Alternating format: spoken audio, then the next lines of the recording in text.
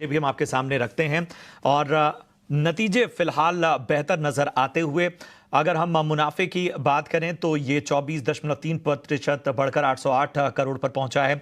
इसके अलावा अगर हम नेट इंटरेस्ट इनकम एनआई की बात करें तो ये भी 21.4% बढ़कर 2763 करोड़ पे पहुंचा है।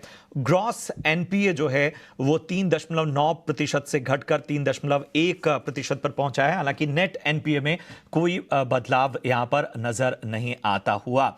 वहीं बात करें पी प्रोविजनिंग ऑपरेटिंग प्रॉफिट की तो ये 4.2% बढ़कर 1900 के ऊपर नजर आता, 1961 करोड़ के करीब पहुंचा है। अक्षय जी, मैं आपके पास आना चाहूंगा, कैसे लग रहे हैं आपको आईओबी के नतीजे? अगर इंडियन ओवरसीज बैंक के नतीजों के बाद प्राइस रिएक्शन देखें आप, तो एक सपाट ट्रेडिंग देखने को मिल रहा है। और अगर चार्ट स्ट्रक्चर में भी देखूं तो एक रेंज में ही सीमित है स्टॉक। तो जो अपर एंड का रेंज है 70 है और lower end of the range है वो करीबन 55 है। एग्जैक्टली मिड पॉइंट पे हम लोग ट्रेड कर रहे हैं।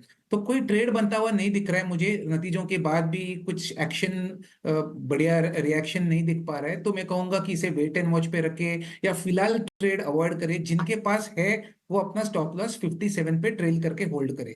तो कुछ ट्रेड बनता हुआ नहीं दिख रहा है, तो कुछ व्यू नहीं बन रहा है आईओबी में।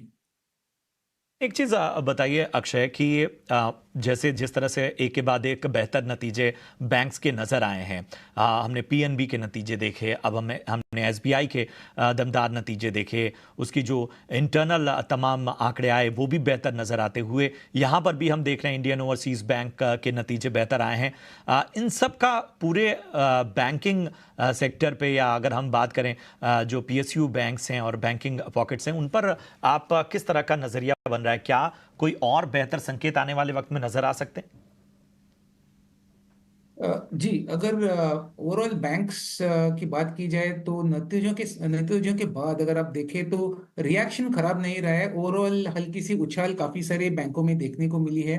ओवरऑल मार्केट का जो ओवरऑल ब्रॉडर पर्सपेक्टिव है, मई सीरीज में काफी मुनाफा वसूली है, पोजीशनिंग लाइट है। कोई भी इलेक्शन का जो दौर चल रहा है उसमें एक एग्रेसिव या लॉन्ग बेट, पोजिशनल लॉन्ग बेट बना के नहीं चलना चाह रहा है। तो उसके चलते आपको जो रिएक्शन है रिजल्ट के बाद, अच्छे रिजल्ट पे भी स्टॉक में ज्यादा बढ़त नहीं देखने को मिल रही है। तो स्टॉक स्पेसिफिक एक्शन रखना बहुत जरूरी है। कोई भी आप स्टॉक रिजल्ट के नतीजों पे ट्रेड कर रहे हैं तो छोटी सी जो मोमेंटम वाली रैली है उसको आप पकड़ने की कोशिश करें। तो मैं, अगर मुझे कोई स्टॉक्स का नाम चुनना है प्राइवेट बैंकिंग स्पेस में, तो यहाँ पे मैं चुन कहूंगा कि प्राइवेट बैंकिंग में फेडरल बैंक इसका एक अच्छा सेटअप है। तो आप फेडरल बैंक कंसिडर कर सकते हैं from short term buying perspective. और अगर पीएसयू नेम्स में अगर आप देखें तो स्टेट बैंक, जिसके नतीजे अभी जस्ट निकले हैं, तो उसका भी काफी तेज सेटअप है।